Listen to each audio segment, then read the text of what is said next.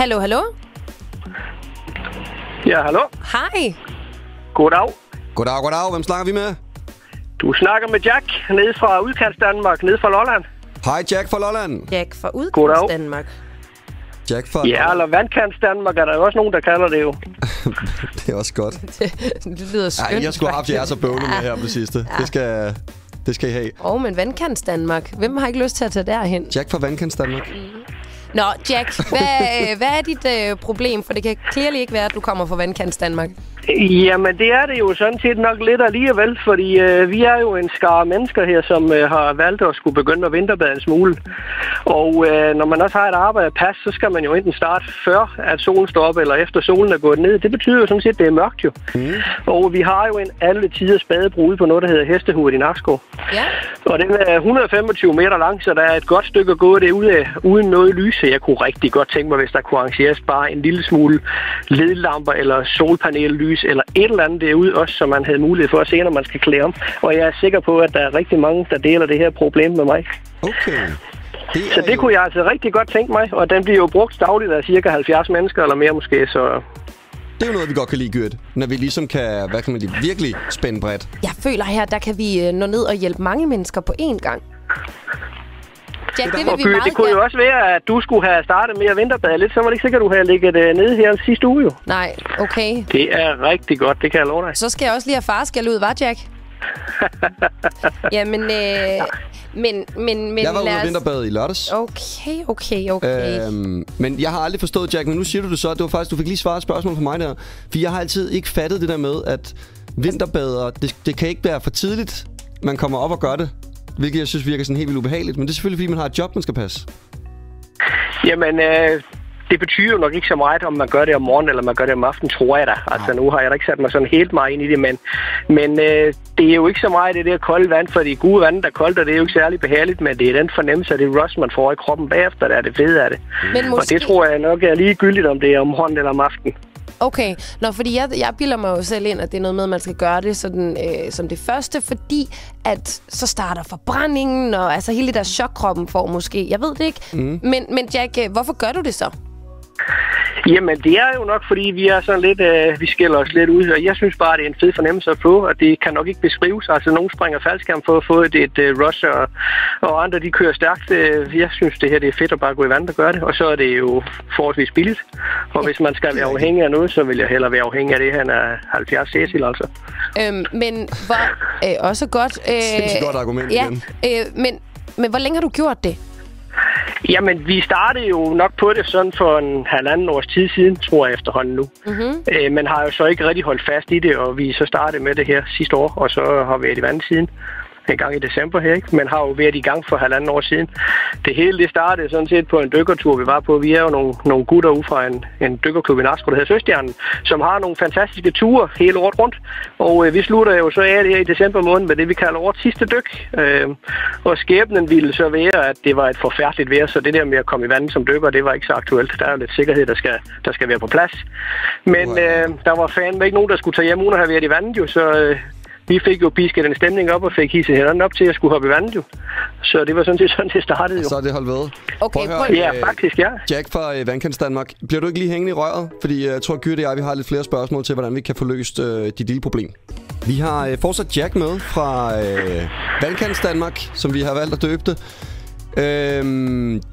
Jack, du har jo et problem med denne her, hvad skal man kalde, lille vinterbadningsklub i 70 mennesker. I har 125 meter dejlig lang badebro. Problemet er bare her i sæsonen, hvor man jo vinterbader, der er det bare fandens mørkt om morgenen og om eftermiddagen, når man egentlig skal praktisere sin lille hobby her. Derfor, Jack, kunne du godt tænke dig, der var noget lys af en art på den her bro? Helt sikkert, ja. Men Jack, okay, allerførst, har der været nogen ulykker på badebroen? Altså, er der nogen af jer, der er kommet til at snuble og røde i vandet, før man skulle være i vand?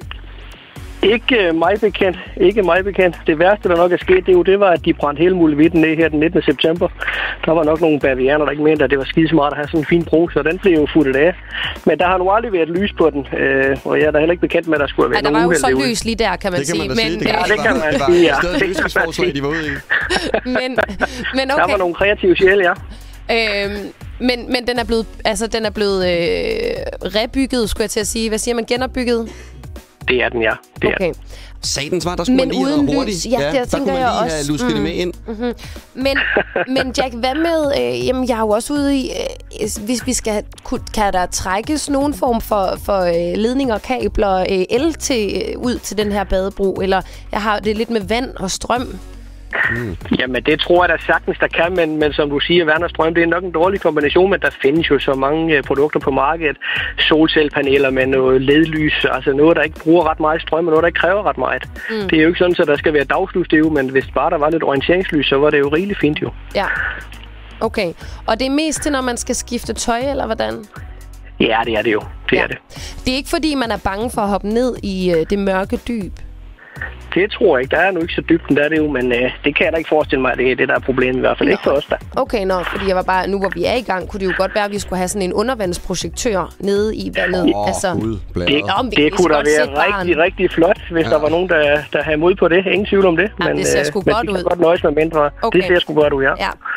Godt. Men Jack, har I snakket med nogen? For jeg tænker jo også lidt, du siger det her, det er ved Hestehovedet ved Nakskov. Ja. Er det ikke noget nationalpark-agtigt? Jeg ved ikke, om det ligefrem er en nationalpark. Der er jo vældig flot, det må man jo sige. Det er nok en af Danmarks flotteste fjorde. Men nej, vi har ikke rigtig snakket med nogen om det. Okay. Det har vi ikke. Vi tænkte jo, at det var en opgave for jer inde på B3. I plejer jo at være friske til at løse de her problematikker, som folk de nogle gange har. Så jeg tænkte, de skulle da have chancen for at hjælpe os. Det er perfekt tænkt. Det håber jeg, at der er nogle flere, der sidder og har det sådan. Fordi det er jo lige præcis det, vi gerne vil. Yeah. Prøv at høre, Jack, så synes jeg egentlig bare, at vi tager, hvad skal man sige, faklen herfra. Og så prøver vi at se, om vi ikke kan få ild i den. Så man rent faktisk kan se. Det er sgu bare i orden. Hold kæft, hvor var det flot, Mikkel. Ja, værsgo. Tak. Jack, vi kigger på det, og så ringer vi tilbage til dig lidt senere. Det er bare en aftale. Det er godt. Tak for det. Selv tak. Hej. Hvad skal vi gøre? Jeg ved det sgu ikke, Mikkel. Men nu spiller vi 2 sange, og så finder vi ud af det. Ja, der er lidt problemer med lys. Der er problemer i Vandkants Danmark, nærmere Nakskov. Jack har ringet ind. De har en lang badebro, som mangler lys til om morgenen, når de vinterbader der. Mikkel, vi sagde, det er en djævelslang badebro, de har. Ja, den er 125 meter. Jeg kom bare til at tænke på, om det var nødvendigt. Hvorfor den er blevet så lang? Det er nok, fordi der er lavvandet. Tror du ikke? Altså, man skal et stykke ud, før det bliver... Det er et sindssygt godt bud. Jeg var ude i sådan noget med landminer, eller sådan noget lidt mere dramatisk. Så man så nok ikke havde proppet ud vandet. Lad os skynde os videre. Men, ja, vi sagde, Mikkel, at vi ville have... Det ved jeg ikke. Et bud på, hvordan vi skulle løse det her efter 2 sange. Og det var måske at tage munden for fuld. For det har vi faktisk brug for hjælp til fra jer derude. Så det må I meget gerne lige give en hånd med ved at taste 70 20 eller sende en sms til 1212 med, hvordan vi skal løse det her. For jeg tænker, vi bliver nødt til både at gå en form for kommunalvej, og så er der den helt lavpraktiske i forhold til, hvilke lamper vi kan blande med vand på en eller anden måde. Og jeg har en stor drøm om, at vi på Nakskov, altså i Nakskov nu får nede i vandet lavet sådan en undervandsprojektør. Kunne være pænt glad. Det kunne se sejt ud. Og også, så tænker jeg, at der er flere, der vil vinterbade. Gyrit, prøv at høre, skal vi ikke prøve at forløse det der med den der bro der? Der er nogen, der har meldt ind med nogle pandelamper, nogle lanterner, sådan nogle ting. Umiddelbart gode idéer, men ikke lige så fedt som undervandsprojektører og mobildiskotek-lamper. Eller sådan nogle kulørte lamper, der kunne hænge hele vejen ud af badet. Det kunne også være pænt. Godt, vi skal have løst det her. I må meget gerne melde ind med gode forslag til, hvordan vi får sat lys op på den her badebro ved Nakskov. Gyrt, der er en sms, der er tjekket ind med, at der er nogle grundejere ved siden af... Jeg ved ikke, om de har noget med det at gøre heller, men ved siden af Hellerup Roklub, som har fået lov til at bygge en badebro med lys på.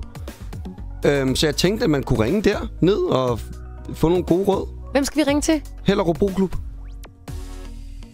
Hvorfor skal det lige være i Hellerup, at de har lys på en badebro? Det er, fordi at Hellerup på mange måder er en overkommune. En overkommune, der har... Ja. Ej, men jeg tænker selv... Der sidder masser af konservative i Hellerup Kommune, og de kan jo godt lide miljø og vedvarende løsninger. Er det ikke Gentofte Kommune egentlig? Jo. Det er jo også, Hellerup er også en del af kommunen der. Mm. Så jeg tænker, der kan sagtens være, at de har nogle gode råd til, hvordan man ligesom får lys på sådan en badebro. Ja. Er du frisk? Det kan jo være, at de er alle sammen ude at ro nu. Jeg siger ikke nej til et telefonopkald. Nå, lad os prøve. Jeg tænker, at hvis man skal ringe et sted hen, hvor der er stor mulighed for, at folk ikke er på arbejde nu, så er det netop Hellerup Boklub. Der kunne sagtens... Altså, det er dem, der ligesom har en virksomhed. Den passer de 4 timer om ugen, og så kører det derfra. Vi prøver at ringe nu. Ja. Fedt. Mm-hmm. Vil du sige hej? Ja. Se, nu savner man telefonsvaren, ikke? Jo. Bare så man lige kunne... Det var fedt, hvis de havde en. Det lyder ikke sådan. Nej, men så er de sgu nok på arbejde. Jeg troede netop, så nogen var præcis som du siger, sådan nogen, der arbejdede 4 timer om ugen, og så resten af tiden, der rodede de og drak Campari-agtigt. Så ligger, alt slags vejr. Ja, nej. Det kan selvfølgelig godt være, at det ikke er sæson for roning. Ej, på den anden side. Jamen, altså, hvis man kan bade nu, så kan man sgu også ro. Godt. Ja. Prøv at høre, det kan være, der sidder nogle andre derude, som har gode erfaringer med at lave en badebro med lys på. Men altså, der kommer gode forslag. Der kommer også forslag, som absolut ingen mening giver for menig mand, som blandt andet elektrikerlærningen, der skriver, lamperne skal have en høj IP-kode, for at de kan være under vand. Dog er jeg ikke sikker på, hvordan det vil påvirke dyrelivet. Mm. Ved du, hvad en IP-kode er? Nej. Mikkel? Ja. IP er en standard for den fugtighed, en lampe kan tåle. IP44 kan bruges i fugtige rum, såsom badeværelser, skriver Malene ind. IP-koden er, hvor vandtæt et elektrisk produkt er. Jo højere, jo bedre. Tak. Og den gode nyhed, som vi skal have lavet i dag, det er jo den, når vi ringer tilbage til Jack, som har ringet til os, og fortæller ham, at vi da selvfølgelig har sørget for, at der nu kommer en form for lys på badebroen ved Hestehovedet ved Nakskov, sådan at alle vinterbaderne kan se, hvad de laver. Ja, så man ikke skal miste en hofte, samtidig med, at man ligesom skal ud og have dyppet sit korpus i det dejlige, kolde, friske vand. Så skal vi tilbage på sporet, Mikkel. Vi skal have løst, hvordan Jack og resten af Nakskovs vinterbaderklub, de kan få lidt lys på en badebro. Der er kommet helt vildt mange gode bud på sms'en. Mm. Både i forhold til sådan noget med, hvad for nogle lamper man skal bruge, og hvad for nogle løsninger man ligesom kunne gøre, så det kommer til at fungere godt. Præcis. Men nu sagde Jack jo selv, at han havde jo ikke ligesom han havde ikke haft fat i nogen endnu. Så jeg tænkte måske meget godt lige ringe og dobbelttjekke om det kan lade sig gøre. Og inden vi lige ringer, så kan jeg sige, at Anne har sendt en sms med et godt tip til os. Et lille tip til at være på forkant, hvis I skulle få et nej fra en bestemmende instans på grund af lysets forstyrren i naturen, så findes der lamper, der har bevægelsessensor, som kun tænder, når man passerer. Så kan den lange badebro henlægge i mørke, når der ikke er folk på den. Sådan en vil også kunne monteres til undervandslampe og klar brug af solcellestrøm. Håber projektet kan lykkes. Kan man gøre det under vand med sådan en sensor? Jeg tænker bare, når bølgerne hele tiden skulper frem og tilbage, vil man så ikke aktivere sensoren den? Kan du bare lægge op på broen, kan man sige. Det er korrekt. Du er så klog nogle gange, Mikkel. Hvor er det godt, jeg har dig ved min side. Skal vi prøve at ringe til en borgmester i Nakskov? Ja, 100%. Hvad hedder han? Fordi det nummer har jeg fundet. Det er en Holger. Det er en Holger. Og Holger sidder for hvilket parti? Bare helt af nysgerrig. Alternativet, tror jeg. Socialdemokraterne. Socialdemokraterne? Ja, fedt også at sige Alternativet. Men det er fordi, Andrea, hun har siddet og sagt ind i øret, at de skulle være meget klimabevidste og nærmest holistiske i forhold til hele, hvordan man skal passe på kommunen dernede. Ikke? Okay. Så derfor så sagde jeg bare Alternativet. Og Holger, hvad hedder han med Holger? Holger Skov Rasmussen, får jeg at vide i øret. Ja, ham prøver vi at ringe til nu. Ja. Spændende, om han har tid til at snakke med os også. Det kan være, han selv er ude og vinterbader lige nu. Vil du sige hej til Holger?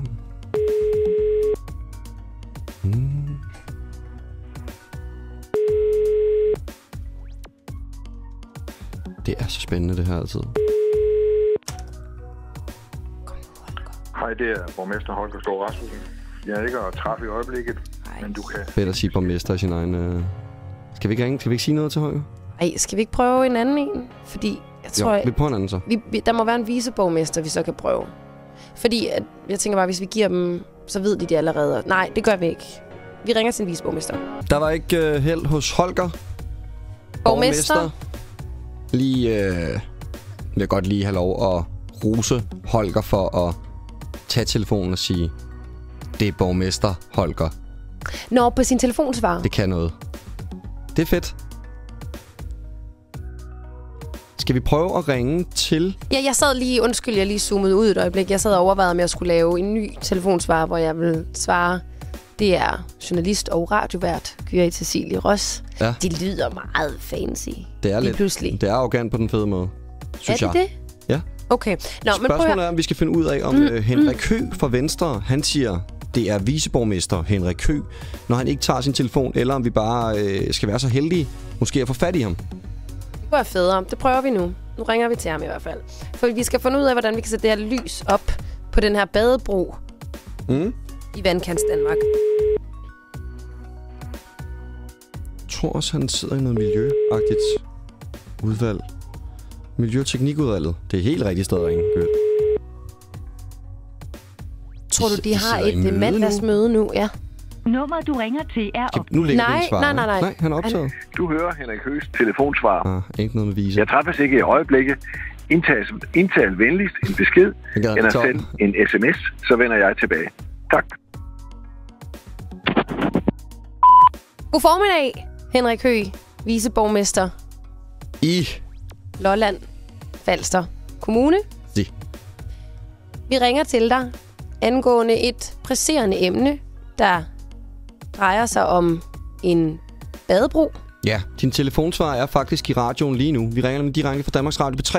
Og vi vil godt tænke os at vide, om vi ikke kan få noget lys ned på jeres smukke 125 meter lange badebro ved Hestehoved. Ja, regner vi med i hvert fald 70 borgere, som ønsker det her.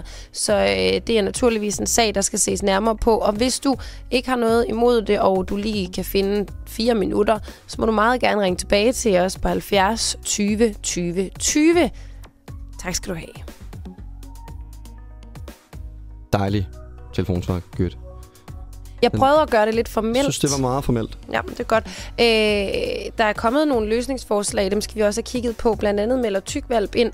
Man kan eventuelt dumpe atomaffaldet fra Risø omkring badebroen. Det skulle give et flot grønt skær på bunden. Gud, det er bare nordlys, bare i vand. Bare i vand. Fed idé. Sindssygt flot. Prøv at høre, når vi er ved det, ikke? Ja. Så skal vi også lige finde ud af, det hedder jo så ikke Lolland og Falster Kommune. Det er lidt nogen, der lige har skrevet ind på. Det synes jeg godt lige, vi kan undskylde. Ja, det er selvfølgelig 2 forskellige øer, og der er ligesom noget Danmark-Sverige-stemning dernede. Hvilket vi godt kan forstå, og hvilket jeg synes er fedt. Jamen, så derfor så skal vi selvfølgelig holde de 2 tider adskilt. Jeg troede bare, at man ligesom stod sammen dernede. Men, jamen, det troede jeg også. Fint. Men sådan Lolland, forholder det sig Guldborg, Sund. Det beklager vi meget, at vi kom til. Også kendt som Vandkants Danmark. Og med alle de rettelser og nyfunden forståelse for Gillis tekst, lyriske univers, så skal vi jo videre i programmet. Og Mikkel, vi er jo i den situation, PT, hvor vi ikke kan få fat på nogen af de mennesker, som er de ansvarlige, dem, der ligesom skal give os et go, for vi begynder at tæske undervandslys op og LED-lamper og kulørte lamper og pandelygter og hvad der ellers er af gode forslag. Som altså alt tyder på, at Holger Skov Rasmussen fra Socialdemokratierne, Henrik Høegh fra Venstre og resten af politikerne nede, de lige nu sidder i et eller andet møde om, hvad der skal være i den nye rundkørsel nede i midten, ikke? Hvad de skal prøve ind af kunst, mindre de sidder simpelthen og har et møde om, hvordan man skal belyse den her badebro, fordi de vil komme også i forkøbet. Det kan også være, men vi prøver selvfølgelig, vi har en time nu, at få fat på nogen og få løst det her problem for Jack. Men inden vi lige får, det kan også være, at vi lige skal ringe til Jack egentlig. Det synes jeg lige er, det synes vi skal. Jack, vi udskyder den lige, indtil vi kan få fat i nogen. Jack er med på telefonen igen. Hej, Jack. Hej. Det er jo med lidt knækket nakke, vi ringer til dig, hvis man kan gøre det. Jamen, jeg har jo fulgt lidt med, og kan godt høre, det er sådan lidt op ad bakke med at få fat i nogle af dem, der ved noget. Så. Ja. Hvordan er det normalt med at få fat i de der politikere dernede? Jamen, det er jo ikke noget, jeg sådan gør så meget i, kan man sige, men uden at kritisere nogen, så er det vel sådan lidt den vej, det går, når man skal have fat i offentlige instanser. Det er ikke sådan noget, man bare lige kommer igennem til, om det så er politikere, eller det er nogen andre. Nej.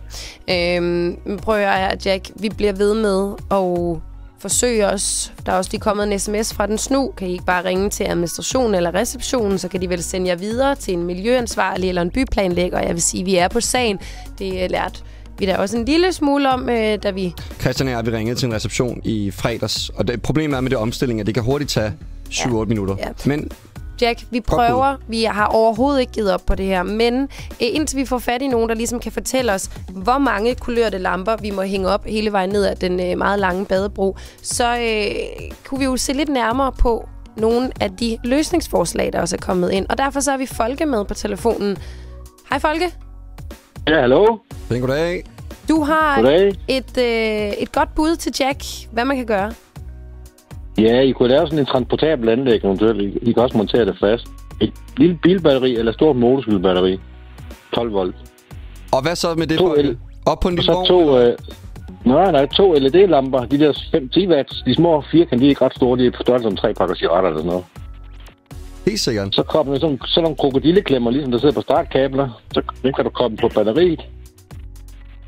Og 2 af dem, de giver masser af lys, og det vejer maks 10 kilo, så ned i en Arla-kasse eller en gammel brugt, sådan en køletaske eller sådan det med elmotor i. Sådan en boks der, så har du sådan en transportabel anlæg, og det giver rigeligt lys, og så er der sådan en ud ved broen. Du kan godt lave den næste stationært. Det er fandme fedt med batteri. Folke MacGyver Rasmussen, jeg har lige et opklarende spørgsmål til dig her. Ja. De her krokodilleklemmer, og så det faktum, at der er vand over det hele. Hvordan? Fordi vi skal jo nødig sætte... Det står op på landet, og det er transportabelt. Det er ikke, man kan tage med, når man tager det ned. Man kan også sætte det, hvis man laver et fast anlæg, så kan det bare stå i en vandtæt. Okay. Og der er ikke forbindelse til kabel eller noget ud, og det er kun sådan en taske, man bare tager med hver gang, ikke? Okay. Og de 2 LED'er, de kan sidde på sådan en teleskop, man lige folder ud sådan en stang, så det kan lyse en til venstre og en til højre, eller en i begge retninger. Så giver det masser af lys, sådan set. Fedt. Prøv, den er sgu noteret. Tak for det, Folke. Og det koster måske 1.000 kroner i stumper, den retning at lave, ikke også? I nye stumper, ikke også? Ja.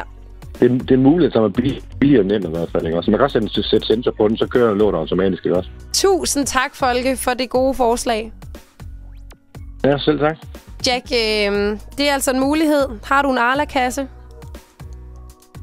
Det har jeg ikke, nej. Det kunne jeg nok skaffe. Løsningen lyder sådan set ganske udmærket, og det har vi da også selv været inde på et eller andet. Problemet er jo bare lidt, at vi kommer på så forskellige tidspunkter alle sammen, så hvor pokker skal det så stå, mens der ikke er nogen i vandet, og kan det nu få lov at stå i fred og sådan nogle ting. Det er sådan lidt min største bekymring, for det er ellers en almindelig billig pandelampe, der er vandtæt. Det var da også en mulighed. Ja, præcis. Ja, den er nemlig også kommet til os. Men prøv at høre, Jack, brug den der midlertidige pandelampe så inden, så skal vi nok prøve at se, om vi ikke kan få gjort noget mere vedvarende og konkret ved det, som kan komme alle til gode dernede. Vi skal nok vende tilbage til det, Jack, lige snart der er hul igennem til politikerne. Jeg har fuld tillid til, at I løser den opgave her. Det skal I vide. Smukt. Tak. Inden vi begynder at løse nogle andre problemer, som du jo stadigvæk kan nå at melde ind med derude, 70 3x20 eller på sms'en, som du sender til 1212, skriv B3 mellemrum, og så ellers hvad det problem er. Inden vi skal til det, så har vi jo et hængeparti fra sidste time. Ja, og det er der måske en, der kan hjælpe os med, fordi det er lykkedes os at få fat i fra Klima-, Miljø- og Teknikudvalget, næstformand Gert Mortensen fra Socialdemokratiet. Hej Gert. Hej. Hej Gert. Nu skal du høre, Gert. Det drejer sig om en medborger, som hedder Jack. Han har ringet ind. Han er hyppig bruger af jeres badebro, 125 meter lange, flotte badebro ved Hestehoved. Det er han i samarbejde med 70 andre. De bruger den jo blandt andet her i vinterperioden til at bade, altså vinterbade. Jack, han er til gengæld godt træt af, at der ikke er noget belysning på den her bro. Det kan jeg da godt forstå. Ja. Så synes jeg da, at Jack skulle tage noget initiativ. Yes. Så skal han da sørge for at få skaffet noget lys, hvis det er hans højeste ønske. Men Gert, det kan man jo også sige, han som sådan gør ved at ringe ind til os, der nu forsøger at hjælpe Jack og de andre vinterbadere. Yes, og derfor vil jeg opfordre Jack og de øvrige vinterbadere til at anmode om, at de må sætte belysning op, hvis de har behov for belysning på badebroen. Okay. Jeg sidder i et udvalg, hvor vi forsøger at begrænse CO2 i klimasammenhæng, og der slukker vi gadelys og får ikke altid ros for det. Vi bringer gadebelysningen ned vi prøver at lave ledbelysning, vi prøver at lave solcellebelysning, vi prøver at lave afbrydelser, så gadebelysning kun er tændt, når man anvender den, det vil sige, når man passerer forbi. Og det er godt, du siger det her, fordi lige præcis det her med en form for sensor på det, sådan at det kun er et bevægelsesaktivitet ting, så ligesom så starter det her lys. Det er vi helt med på. Det kan man jo godt gøre på den her badebro også.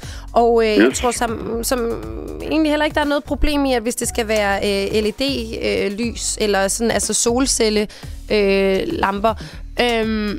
Men nu siger du, at de skal anmode om det. Kan anmodningen ikke være en mundtlig anmodning, som kommer her i radioen, mens alle hører den? Jo, det kan den udmærket være.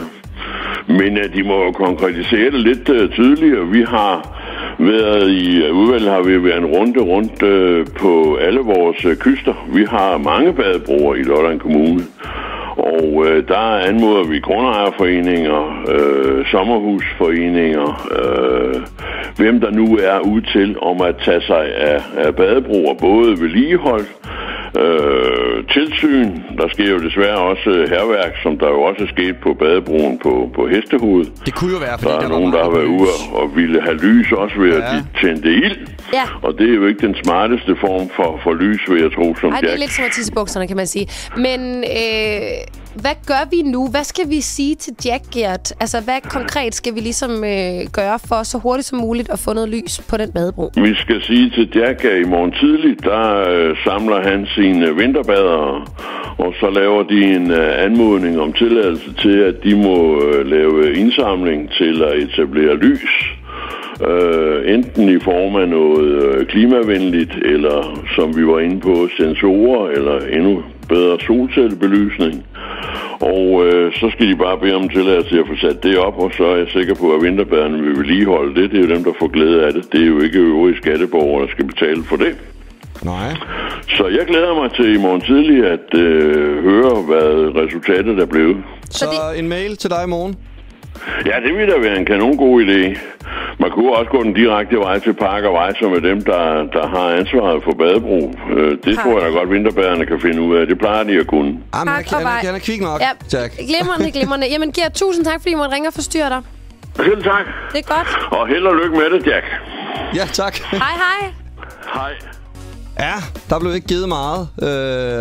Jeg synes sgu, Gert, han var et forholdsvis uimponeret menneske. Man kan sige, det er ikke der, at Socialdemokratiet har tænkt sig at høste stemmer blandt vinterbaderne. Det kan være, det skal være en lille opfordring til nogle af de andre partier dernede. Hvis man sidder dernede og godt lige kunne bruge, så kaster jeg ind i den. Ja, men altså en indsamling, en tilladelse, en mail, basically. Ja. Alternativt skal vi ringe til Park og Vej, Mikkel. Jeg synes næsten, det lød som om, at vi bare kunne klask hvad som helst op dernede. Jeg tror, der er en natklub her i København, der er ved at lukke på nuværende tidspunkt. Måske vi bare kan få noget sådan noget strobelys, ja, tak. Dernede. Og så et par diskokugler. Altså gå all in. Det virkede som om, at Gert, han måske egentlig ikke rigtig havde tænkt sig at tage ud og tjekke op på det. Ja, og så sådan december måned her, hvor der sikkert er mange, der har haft lyskæder op, så er der sikkert nogen, der har tænkt, prøv at høre, nu er æbletræet lige blevet det større. Det kan være, at vi skal have en større lyskæde næste år. Det er rigtigt. Kan vi også bare sende den derned? Jeg ved, at der er blevet ringet ind med tilbud fra diverse håndværkere også, så altså... Det er både sort og hvidt. Ja, der er både sort og hvidt. Vi prøver at se, om vi ikke kan finde en hvid løsning, ikke? Så det går igennem systemet. Fordi det skal vi, og det gør vi derfor. Fordi det er det, vi får at vide, at vi skal sådan noget. Så det gør vi selvfølgelig. Men ja, Mikkel, den er så at sige stadig sparket lidt til hjørne. Den er ikke helt landet endnu, og vi giver ikke op, fordi med den tiltro, som Jack har til os, der bliver vi nødt til at løfte den her. Og der skal blive lys. Lad os ringe til Jack efter, få ham til at skrive en ansøgning, og så ser vi, hvor den ender hen i systemet. Det kan jo være, at den lander på Gertsbro.